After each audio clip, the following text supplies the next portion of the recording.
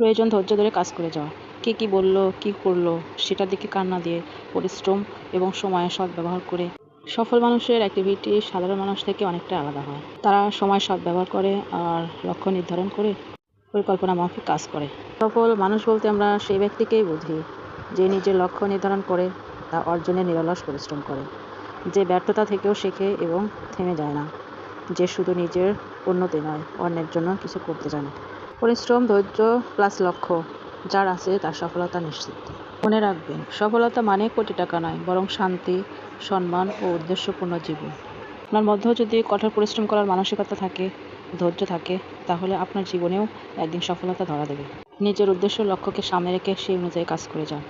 নিশ্চিন্ত, আপনার সফলতার গল্প একদিন আপনিও বলতে পারবেন। মানুষ কখনো এমনি এমনি সফলতা পায় না, হঠাৎ করে কেউ সফলও হতে পারে না। সফলতার পেছনে থাকে অক্লান্ত পরিশ্রম, ধৈর্য আর সাহস। আপনি যদি নেতিবাচক চিন্তা ও সমালোচনার কাছে হার মানেন, তাহলে আপনি কখনো কোনোদিনও সফল হতে পারবেন না। আপনাকে সফল হতে হলে নেতিবাচক চিন্তা ও সমালোচনার ঊর্ধ্বে গিয়ে কাজ করতে হবে। আত্মবিশ্বাস ও ইতিবাচক মনোভাব আপনাকে সামনে এগিয়ে নিয়ে যাবে। আপনি কি লক্ষ্য নির্ধারণ করে সফলতার পথে হাঁটছেন? কমেন্টে